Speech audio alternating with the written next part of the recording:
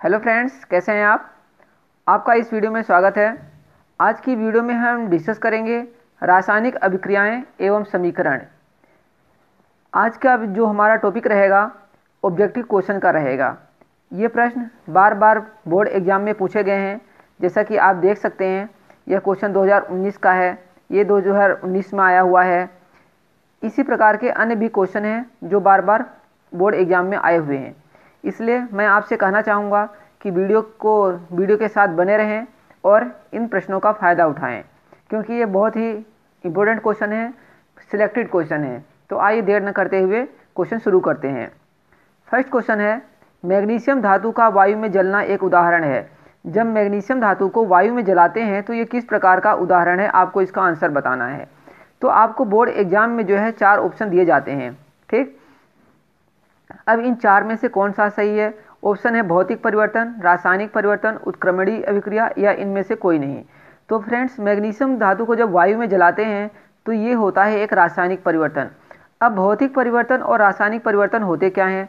भौतिक परिवर्तन होता है जिसमें जिस चेंज में पदार्थ की भौतिक अवस्था जरूर बदल जाती है, लेकिन उसके गुणधर्म नहीं बदलते हैं। जैसे मान लीजिए आपने कागज़ को फाड़ दिया, ठीक। कागज़ के छोटे छोटे टुकड़े जरूर कर दिया आपने, लेकिन जो छोटा टुकड़े का गुण था वही बड़े टुकड़े का गुणधर्म रहेगा। इसको हम बोलते हैं भौतिक परिवर्तन। अब रासायनिक परिवर्तन क्या होता है, जब कोई नया पदार्थ बन जाता है जिसको हम जो है दोबारा पहले जैसा प्राप्त नहीं कर सकते, उसके गुणधर्म, उसके रासायनिक संगठन बदल जाते हैं। जैसे मैं आपको सिंपल उदाहरण दूं, दूध का जमना। अब दूध जम जाता है, दूध से क्या होता है, दही बन जाता है। अब ऐसा तो है नहीं कि आप दही को दोबारा रिवर्स करके उसको आप दूध बना दें, तो ये क्या है, एक रासायनिक परिवर्तन है। इसी प्रकार जब हम मैग्नीशियम धातु को वायु में जलाते हैं तो Mg+O2, जब मैग्नीशियम को वायु की उपस्थिति में जलाया जाता है तो मैग्नीशियम ऑक्साइड बनता है, ठीक। चलेंगे नेक्स्ट क्वेश्चन में। नेक्स्ट क्वेश्चन है, एक समीकरण दी हुई है Be2C plus X.XH2O plus Y BeOH plus CH4 में X तथा Y के मान क्रमशः क्या है, आपको बताना है।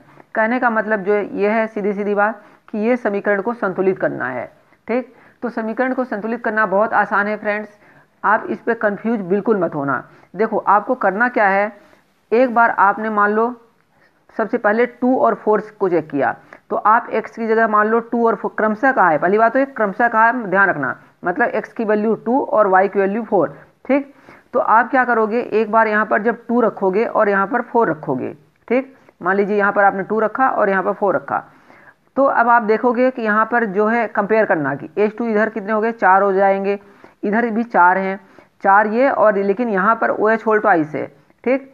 मतलब हाइड्रोजन 4 दूनी 8, 8 4 12, अब बैलेंस तो हो नहीं पा रही है। इसी प्रकार से आप बारी बारी से रखना, ठीक। जब आप इसमें 4 और 2 x की वैल्यू रखोगे, x की वैल्यू 4 और y की वैल्यू 2, तो ये समीकरण जो है बैलेंस से जाएगी और यही हमारा आंसर हो जाएगा, ठीक। नेक्स्ट क्वेश्चन है, ये भी देखिए 2019 के बोर्ड एग्जाम में आया हुआ है। नीचे दी गई अभिक्रिया के संबंध में कौन सा कथन असत्य है। कौन सा कथन असत्य है आपको बताना है। तो PbO प्लस C, ठीक है, lead oxide plus carbon, Pb मतलब लेड प्लस CO2 बना, ठीक। तो इसमें कौन सा कथन असत्य है, ध्यान रखना असत्य है, कहीं सत्य आप लगा दें। सीसा अपचयित हो जाता है, ये बताना है। कार्बन डाइऑक्साइड अपचयित हो रहा है, ये इनमें सही है या गलत। कार्बन अपचयित हो रहा है या फिर लेड ऑक्साइड अपचयित हो रहा है। तो जो इसका जो असत्य है कौन सा है फ्रेंड्स, फर्स्ट और थर्ड जो है वो असत्य है। कार्बन अपचयित हो रहा है और सीसा अपचयित हो रहा है, ये असत्य है, ठीक। तो इसका आंसर क्या हो जाएगा, फर्स्ट और थर्ड इसके गलत हैं। जब फर्स्ट और थर्ड गलत हैं तो इसका जो आंसर होगा बी हो जाएगा, ठीक। नेक्स्ट क्वेश्चन देख रहे हैं आप कि Fe2O3 प्लस Al जब क्रिया करते हैं तो Al2O3 प्लस Fe बनता है। ऊपर दी गई अभिक्रिया किस प्रकार की है, ये अभिक्रिया किस प्रकार की है आपको बताना है। ऑप्शन दे रखे हैं, संयोजन अभिक्रिया, द्विविस्थापन अभिक्रिया, वियोजन अभिक्रिया या फिर विस्थापन अभिक्रिया। अब इसके लिए आपको सबसे पहले तो ये पता होना चाहिए कि संयोजन अभिक्रिया क्या होती है, द्विविस्थापन क्या होता है, वियोजन अभिक्रिया क्या होती है या फिर विस्थापन अभिक्रिया क्या होती है। तो संयोजन अभिक्रिया क्या होती है कि संयोजन अभिक्रिया में एक से अधिक अभिकर्मक, मतलब ये जो अभिकर्मक हैं, एक से अधिक अभिकर्मक परस्पर संयुक्त होकर एकल उत्पाद बनाते हैं। ध्यान रखना, एकल उत्पाद, इसलिए संयोजन अभिक्रिया को संकलन अभिक्रिया भी कहते हैं। ठीक, जब संयोजन अभिक्रिया बनती है तो उसमें क्या बनता है, एकल उत्पाद बनता है। जैसे मान लीजिए CaO है, CaO क्रिया करता है H2O के साथ। ठीक है, ये सॉलिड है और ये लिक्विड है। जब ये क्रिया करता है तो CaOH होल ट्वाइस बनता है। ठीक, और ऊष्मा निकलती है। ठीक, और ऊष्मा निकलेगी। तो मतलब क्या हुआ कि ये एक चीज़ बना है, इसलिए ये जो है संयोजन अभिक्रिया का उदाहरण है। बात करता हूँ अब वियोजन अभिक्रिया की। वियोजन अभिक्रिया क्या होता है, ये सेम इसका उल्टा हो जाता है। संयोजन का मतलब उल्टा हो जाता है। वियोजन क्या होगा, एक जो है यौगिक रहेगा। क्या रहेगा, एक यौगिक रहेगा। जैसे मान लीजिए CaCO3 है, कैल्शियम कार्बोनेट जिसको बोलते हैं। जब इसका हम ऊष्मीय अपघटन करेंगे, समझ में आया, क्या करेंगे, ऊष्मीय अपघटन करेंगे तो क्या बनेगा, CaO प्लस CO2 बनता है। ठीक है, कैल्शियम ऑक्साइड और कार्बन डाइऑक्साइड बनता है। तो ये किसका उदाहरण है, ये है वियोजन अभिक्रिया का। अब है विस्थापन अभिक्रिया। विस्थापन अभिक्रिया क्या होती है, विस्थापन अभिक्रिया होती है, विस्थापन अभिक्रिया है जिसमें एक जो अधिक क्रियाशील यौगिक होता है वो कम क्रियाशील यौगिक को विस्थापित कर देता है। जैसे एक तो उदाहरण यही है, Fe2O3 प्लस Al है, तो Al2O3 और प्लस Fe क्या है, अलग हो गया है। ठीक है, वह रासायनिक अभिक्रिया जिसमें अधिक क्रियाशील तत्व कम क्रियाशील तत्व के यौगिक से कम क्रियाशील तत्व के परमाणु को विस्थापित कर स्वयं उसका स्थान ले लेता है। ध्यान रखना, यह है परिभाषा लिखते हैं। जैसे आपको पूछा जाए कि विस्थापन अभिक्रिया किसे कहते हैं या अभिक्रिया कितने प्रकार की होती है। एक उदाहरण आपको और जैसे मैं देता हूँ, सिंपल सा उदाहरण है, Fe है, मान लीजिए क्या है, Fe क्या है, आयरन होता है, आयन है एक, और CuSO4 के साथ क्रिया करता है। ठीक, CuSO4 के साथ क्रिया करता है, एक्वस रहेगा। ध्यान रखना, एक्वस मतलब जिसमें थोड़ा लिक्विड मिला रहेगा, पानी मिला रहेगा। तो क्या है, Fe जो है SO4 के साथ क्रिया करता है। अब Fe और Cu है यहाँ पर धातु, तो Fe अधिक क्रियाशील है। समझ में आया, Fe अधिक क्रियाशील है, ये खुद तो जो है इसके साथ चला जाएगा। Fe जो है सल्फेट के साथ क्रिया करेगा और FeSO4 बनेगा और Cu को खुद ये हटा देगा। समझ में आया, तो इस तरीके की अभिक्रिया को हम बोलते हैं विस्थापन अभिक्रिया, जो कि इस क्वेश्चन का आंसर है। आइए चलते हैं नेक्स्ट क्वेश्चन पर। नेक्स्ट क्वेश्चन क्या है, लौह चूर्ण पर तनु हाइड्रोक्लोरिक अम्ल डालने से क्या होता है। जब लौह चूर्ण मतलब कोई लोहे का पाउडर लेंगे और उस पर तनु हाइड्रोक्लोरिक अम्ल डालेंगे तो क्या होगा, सही उत्तर पर आपको निशान लगाना है। तो फ्रेंड्स क्वेश्चन है, आंसर है हाइड्रोजन गैस एवं आयरन क्लोराइड बनता है। लौह चूर्ण पर हाइड्रोजन गैस और आयरन बनता है। मतलब Fe जो है, Fe मान लीजिए लौह चूर्ण है, Fe प्लस तनु हाइड्रोक्लोरिक अम्ल, हाइड्रोक्लोरिक अम्ल बोलते हैं HCl को। ठीक है, जब इस पर क्रिया डालेंगे हाइड्रोक्लोरिक अम्ल को तो क्या होगा, तो देखिए Fe जो है Cl से क्रिया करेगा। अब पहले तो आपको थोड़ी सी बात बता दूं, Fe पर कितना आयन होता है, पॉजिटिव 2 आयन और Cl निगेटिव, तो ये क्या बना, FeCl2 बना। ठीक, FeCl2, और ये जो है हाइड्रोजन गैस जो है अलग होगी। तो क्वेश्चन के आप आंसर जो दिए हैं तो उसका पहला ही आंसर है हाइड्रोजन गैस एवं आयरन क्लोराइड बनता है। तो ध्यान रखना फ्रेंड्स, जब कोई धातु किसी अम्ल के साथ क्रिया करती है तो हाइड्रोजन गैस मुक्त होती है, ध्यान रखना आप। ठीक, चलते हैं नेक्स्ट क्वेश्चन पर। निम्नलिखित युग्मों में से कौन सा युग्म प्रतिस्थापनी अभिक्रिया देता है। अभी मैंने आपको विस्थापन अभिक्रिया, प्रतिस्थापन अभिक्रिया बताया था। तो क्वेश्चन जो है, निम्नलिखित युग्मों में से कौन सा युग्म प्रतिस्थापनी अभिक्रिया देता है। जो ऑप्शन दे रखे हैं, सोडियम क्लोराइड विलयन एवं कॉपर धातु, मैग्नीशियम क्लोराइड विलयन एवं एल्यूमिनियम धातु, फेरस सल्फेट विलयन एवं सिल्वर धातु, या फिर सिल्वर नाइट्रेट विलयन एवं कॉपर धातु। ठीक, तो इसका जो आंसर होगा वो होगा डी। ठीक है, सिल्वर नाइट्रेट विलयन एवं कॉपर धातु। ठीक, मान लीजिए AgNO3 है, क्या है, AgNO3 है, AgNO3 है। ठीक है, इसकी ये जो है सिल्वर के साथ सॉरी कॉपर धातु है, Cu के साथ क्रिया करता है। ठीक है, कॉपर के साथ क्रिया करेगा तो ध्यान दें क्या बनेगा, CuNO3, ये जो Cu है यहाँ पर आ जाएगा। क्यों? क्योंकि Ag की बात करें, सिल्वर जिसको बोलते हैं चांदी, और Cu क्या है? अधिक क्रियाशील है। तो ये क्या करेगा? ये इसके साथ क्रिया करेगा, इसको हटा देगा, मतलब Ag को हटा देगा। ठीक, तो क्या बनेगा? CuNO3 बनेगा। ठीक, और Ag जो है अलग हो जाएगा। ठीक है फ्रेंड्स, तो ये कौन सी अभिक्रिया हुई? ये हुई प्रतिस्थापन अभिक्रिया या विस्थापन अभिक्रिया जिसको बोलते हैं। समझ में आ गया? अधिक क्रियाशील धातु ने कम क्रियाशील धातु को प्रतिस्थापित कर दिया है। ठीक, चलेंगे नेक्स्ट क्वेश्चन पर। फ्रेंड्स, आपसे कहना चाहूँगा कि ये क्वेश्चन बहुत ही इंपॉर्टेंट है। अगर आपको वीडियो पसंद आ रही है तो वीडियो को ज़रूर लाइक करें और चैनल को सब्सक्राइब कर लें, ताकि आपको इसी प्रकार के अन्य वीडियो भी मिलते रहें।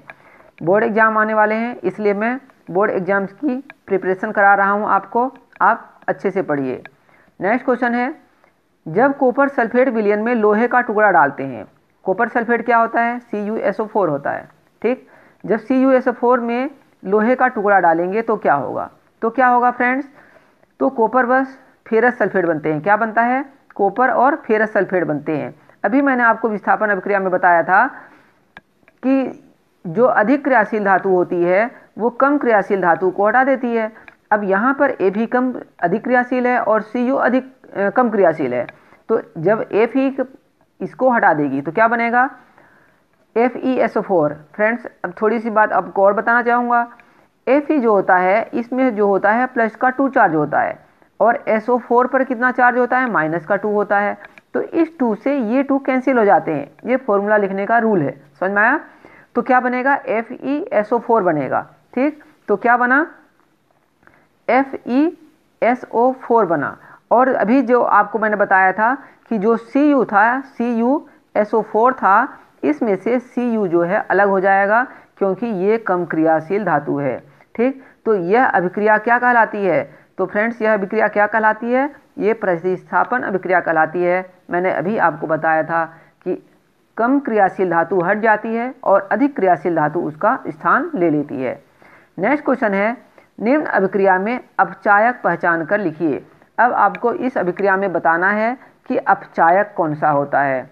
ठीक, तो आइए देखते हैं अभिक्रियाएं कौन कौन सी दे रखी हैं। Fe2O3 को बोल रहे हो, या CO को बोल रहे हो, या फिर Fe को, या फिर CO2 को। तो इसका जो सही आंसर होगा CO होगा। क्या होगा? इसका जो सही आंसर होगा CO होगा। CO जो है एक अपचायक का उदाहरण है। चलते हैं नेक्स्ट क्वेश्चन पर। नेक्स्ट क्वेश्चन है, निम्न अभिक्रिया में ऑक्सी कारक पहचान कर लिखिए। इसमें आपको बताना है ऑक्सी कारक। अब आपको पहली बात तो ऑक्सी कारक क्या होता है, अपचायक क्या होता है, ये भी पता होना चाहिए। तो ऑक्सी कारक बताऊं कि वे पदार्थ जो अन्य पदार्थों का ऑक्सीकरण करते हैं या रासायनिक अभिक्रिया में स्वयं अपचयित हो जाते हैं, ऑक्सी कारक कहलाते हैं। ठीक, अब जो आप रिएक्शन देख रहे हैं MnO2 और HCl की, ये क्रिया करके MnCl2 और Cl2 और H2O बनता है। तो इसका जो उदाहरण होगा ये होगा MnO2 होगा। ठीक, ये एक ऑक्सीकारक है इसमें। चलते हैं नेक्स्ट क्रिया पर। नेक्स्ट जो क्वेश्चन है, या क्रिया ही बोल सकते हैं, ऊष्माशोषी अभिक्रिया क्या है? अब फ्रेंड्स, एक होती है ऊष्माशोषी अभिक्रिया और एक होती है ऊष्माक्षेपी अभिक्रिया। ठीक, ऊष्माक्षेपी अभिक्रिया क्या होती है और ऊष्माशोषी अभिक्रिया क्या होती है? अब आपको नाम से ही समझ में आ रहा होगा, ऊष्माक्षेपी और ऊष्माशोषी। ऊष्माक्षेपी मतलब एक्सोथर्मिक और ऊष्माशोषी मतलब एंडोथर्मिक रिएक्शन। ठीक, तो ऊष्माक्षेपी क्या होती है? जिनसे ऊष्मा निकलती है, वे रासायनिक अभिक्रियाएं जिनमें ऊष्मा निर्मुक्त होती है, ऊष्माक्षेपी अभिक्रियाएं कहलाती हैं। समझ में आया? जैसे आपको उदाहरण दे देता हूँ ऊष्माक्षेपी का। पहले C+O2 है, मान लीजिए C+O2 है।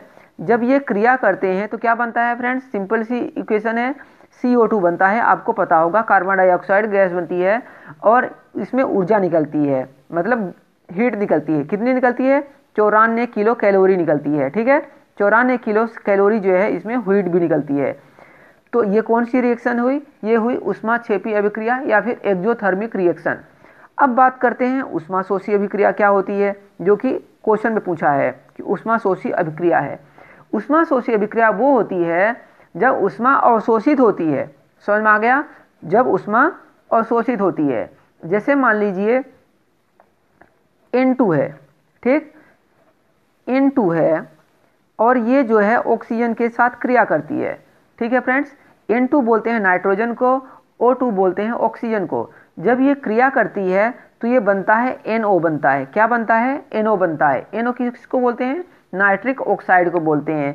और इसमें जो है ऊष्मा चाहिए होती है, समझ में आया? तो 45 किलो कैलोरी जो है ऊष्मा चाहिए होती है ये रिएक्शन संपन्न कराने के लिए, ये रिएक्शन पूरी कराने के लिए। ऊष्माशोषी किसको बोलेंगे? एंडोथर्मिक। वे रासायनिक अभिक्रियाएं जिनमें ऊष्मा का अवशोषण होता है ऊष्माशोषी अभिक्रियाएं कहलाती हैं। ऊष्माशोषी अभिक्रिया निम्न ताप पर स्वतः होती है तथा उच्च ताप पर भी स्वतः हो जाती है। समझ में आया? नेक्स्ट क्वेश्चन पर चलेंगे।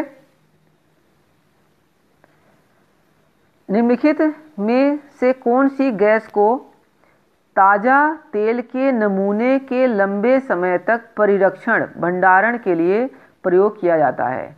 तो फ्रेंड्स, आपने ये जो चीज़ है इसके विषय में ध्यान दिया होगा कभी न कभी, तो आपके जीवन में ज़रूर ऐसा आया होगा कुछ न कुछ। कैसे? मैं आपको उदाहरण देके बताता हूँ। जब आप लोग चिप्स की पैकेट खोलते हो तो आप लोग देखते होंगे कि उसमें जो है क्या कुछ गैस टाइप की भरी रहती है, तो आप सोचते होंगे कि ये तो हवा भरी हुई है, पर फ्रेंड्स वो हवा नहीं होती है। समझ में आया? वो हवा नहीं होती है, उसके अंदर जो है गैस भरी जाती है ताकि उसके अंदर जो पदार्थ है वो लंबे समय तक बना रहे, खराब ना हो, ठीक। तो उसको हम क्या कहते हैं, क्या भरते हैं उसके अंदर? उसके अंदर हम भरते हैं हीलियम तथा नाइट्रोजन। क्या भरते हैं? हीलियम तथा नाइट्रोजन भरते हैं, क्योंकि ये दोनों गैसें कम क्रियाशील हैं तथा तेल को विकृत गंधिता से बचाती हैं, मतलब जो खराब होने के बाद जो गंध आती है उससे बचाती हैं। तो इसका सही आंसर क्या हो जाएगा फ्रेंड्स? इसका सही आंसर हो जाएगा डी। नेक्स्ट क्वेश्चन पर चलेंगे। फ्रेंड्स, आपसे फिर कहना चाहूँगा, रिक्वेस्ट करूँगा कि अगर आपको क्वेश्चन पसंद आ रहे हैं, आपको लग रहा होगा कि मेरे काम के क्वेश्चन हैं, तो वीडियो को ज़रूर लाइक कर लें और चैनल को सब्सक्राइब कर लें ताकि आपको आने वाले समय भी नोटिफिकेशन मिलता रहे। नेक्स्ट क्वेश्चन है, मैग्नीशियम धातु का वायु में जलना एक उदाहरण है। तो मैग्नीशियम धातु का वायु में जलना एक रासायनिक परिवर्तन है, आपको पता ही होगा, मैंने पहले भी बताया था, Mg+O2 MgO बनता है। फिर यही है एक क्वेश्चन जो दोबारा है, यदि उत्पाद अधिक स्थायित्व रखते हैं तो रासायनिक अभिक्रिया संपन्न होती है। यदि उत्पाद अधिक स्थायित्व रखते हैं तो रासायनिक अभिक्रिया संपन्न होती है। तो यदि उत्पाद अधिक स्वामित्व स्थायित्व रखते हैं तो रासायनिक अभिक्रिया संपन्न होती है, एवं कम स्थायित्व वाले उत्पादों की स्थिति में रासायनिक अभिक्रिया संपन्न नहीं होती है। नेक्स्ट क्वेश्चन पर चलेंगे। एक ये 2018 का क्वेश्चन आया हुआ है, FeCl3 है प्लस H2O है प्लस Y है, तो FeCl2 plus H2SO4 plus HCl बनेगा, ठीक है। तो रासायनिक अभिक्रिया में Y है, तो Y क्या होगा? तो फ्रेंड्स, उपरोक्त अभिक्रिया में H2S गैस ही होती है जो गैस की क्रिया करने पर FeCl2 बनाएगी, ठीक। नेक्स्ट क्वेश्चन है, अमोनिया। अमोनिया फॉर्मूला होता है NH3 और हाइड्रोजन क्लोराइड HCl संपर्क में आने पर क्रिया करके बनाते हैं। तो अमोनिया और हाइड्रोजन क्लोराइड मतलब NH3 और HCl जब संपर्क में आएंगे तो क्या बनेगा? तो अमोनियम क्लोराइड बनता है फ्रेंड्स। अब अमोनियम क्लोराइड का फॉर्मूला क्या होता है? अमोनियम क्लोराइड का फॉर्मूला होता है NH4Cl, ठीक है। अमोनियम क्लोराइड का फॉर्मूला क्या होता है? NH4Cl। जब NH3 और HCl जब संपर्क में आते हैं तो अमोनियम क्लोराइड बनता है। नेक्स्ट क्वेश्चन पर चलेंगे। नेक्स्ट क्वेश्चन है, फेरिक ऑक्साइड, सल्फर डाइऑक्साइड तथा सल्फर ट्राइऑक्साइड निम्न में से किसका वियोजित रूप है? जो फेरिक ऑक्साइड, सल्फर डाइऑक्साइड तथा सल्फर ट्राइऑक्साइड निम्न में से किसका वियोजित रूप है? तो इसका जो सही आंसर होगा फेरस सल्फेट। इसका सही आंसर क्या होगा? इसका सही आंसर होगा फेरस सल्फेट। गर्म करने पर फेरस सल्फेट का क्रिस्टलन जल त्याग देता है, इसका जो कि सही आंसर है। नेक्स्ट क्वेश्चन पर चलेंगे। इक्वेशन आप देख लीजिए, FeSO4 को जब गर्म करते हैं तो Fe2O3 ferric oxide, SO2 sulphur तथा SO3 सल्फर ट्राइऑक्साइड जो कि बनते हैं। नेक्स्ट क्वेश्चन पर चलेंगे। नेक्स्ट क्वेश्चन है 2018 में आया हुआ है, FeCl3 plus H2O plus Y, FeCl2 plus H2SO4 plus HCl। तो इसका आपको आंसर बताना है FeCl3 जब H2O और किसके साथ क्रिया करे कि क्रिया करके FeCl2 बने और H2SO4 बने और HCl बने। तो फ्रेंड्स, इसका आंसर मैंने अभी आपको पढ़ाया है, जो कि इस वीडियो का मैं आपको आंसर दे रहा हूँ। आप वीडियो बैक करके देख सकते हैं और इसका आंसर आप कमेंट बॉक्स में बताएंगे कि यहाँ पर जो है वाई की जगह क्या आएगा। तो आज की वीडियो में बस इतना ही, मिलेंगे नेक्स्ट वीडियो में। तब तक आप इस वीडियो को देखिए और इस वीडियो का फ़ायदा उठाइए, अपने फ्रेंड्स को शेयर कीजिए जो आपके फ्रेंड्स इस साल जो है 10th क्लास की प्रिपरेशन कर रहे हैं। आपसे बता दूं कि जो चैप्टर है ये बिल्कुल कोर्स से आया हुआ है, 2020-21 के लिए ही जो कोर्स बनाया गया है उसी में। तो फ्रेंड्स, मिलेंगे नेक्स्ट वीडियो में। Thank you for watching this video.